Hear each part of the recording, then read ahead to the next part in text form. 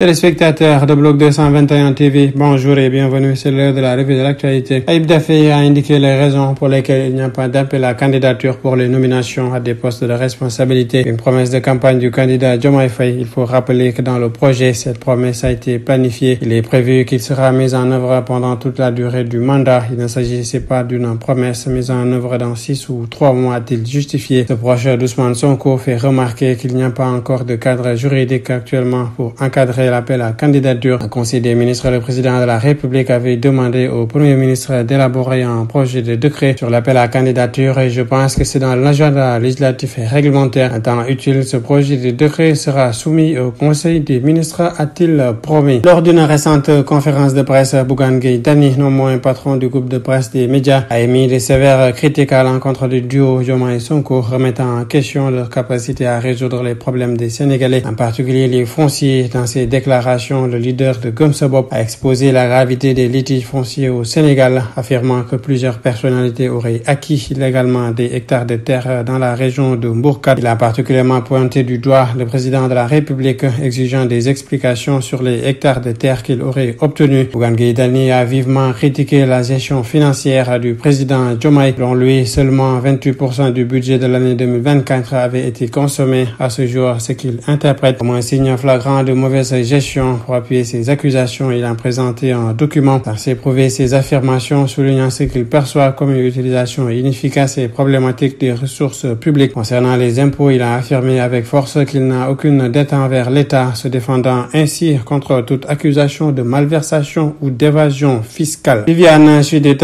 la reine du Jolof Band, a finalement perdu son procès face à NCA Assurance. Selon le journal Les Échos, le tribunal de grande instance de Dakar a jugé Viviane responsable des dommages causés à l'immeuble Géolone situé sur le boulevard Djily Mbaye de Dakar. Ainsi, la chanteuse a été condamnée à payer à la compagnie d'assurance plus de 16 millions de francs CFA en guise de réparation en dédommagement. Toujours selon le quotidien, Les Échos a ironisé sur la situation en soulignant que cette somme ne devrait pas poser de problème à Viviane, suggérant qu'elle dispose encore de nombreux millions après les somptueuses festivités organisées pour le mariage de sa fille Zeyna Ndour. L'actualité hors de nos frontières, un café fréquenté du centre de Mogadiscio a été dévasté par une puissante explosion ce dimanche en fin de journée, a constaté un journaliste de l'AFP. L'établissement a été bondé en raison de la transmission de la finale de l'Euro 2024 de football, selon les médias locaux qui montraient une énorme boule de feu et des panaches de fumée s'élevant dans le ciel. La police et les ambulances se sont précipités sur les lieux, selon le journaliste de l'AFP. La défense civile dans la bande de Gaza, contrôlée par le Hamas, a fait état dimanche de 15 morts dans une frappe sur une école à Nuseirat, où l'armée israélienne assure avoir ciblé des terroristes. Le bombardement du bâtiment scolaire Abu Araban, qui abrite des milliers de déplacés, a fait 15 morts, principalement des femmes et des enfants, a déclaré le porte-parole de la défense civile Mahmoud Bassal. L'auteur de la tentative d'assassinat contre Donald Trump a agi seul, a indiqué dimanche la police fédérale américaine. Le FBI précisant que les enquêteurs n'avaient pour le moment pas identifié d'idéologie apparentée au tireur. À ce moment précis, les informations que nous avons indiquent que le tireur a agi seul, a indiqué Kevin Roger, agent du FBI en Pennsylvanie, où a eu lieu la tentative d'assassinat samedi lors d'un meeting. Le FBI a également indiqué que le tireur ayant visé Trump a utilisé un fusil semi-automatique acheté légalement. L'enquête se porte sur un potentiel acte de terrorisme intérieur. En sport, le ministre de l'Enseignement supérieur a fait des révélations fracassantes sur la gestion de l'ancien ministre des Sports, Lat Diop. Sur la RFM, Abdourahmane Diouf a déclaré quand Mme Khady Diène est arrivée au ministère des Sports 3 mois après l'exécution du budget prévu pour les compétitions internationales. Sur un an, ceci a été dépensé en 3 mois sous le prétexte qu'il y avait une CAN. Le ministre de préciser que sa collègue des sports est en train de se débrouiller pour régler la situation. Abdourahmane Diouf n'a pas manqué de lancer des pics à Lat Diop. Ça n'a pas été une attitude de gentleman que de dépenser le budget des compétitions internationales sur le transport en 12 mois au lieu de 3 mois, a-t-il laissé entendre. L'Espagne est devenue la première nation à obtenir un 4e titre de champion d'Europe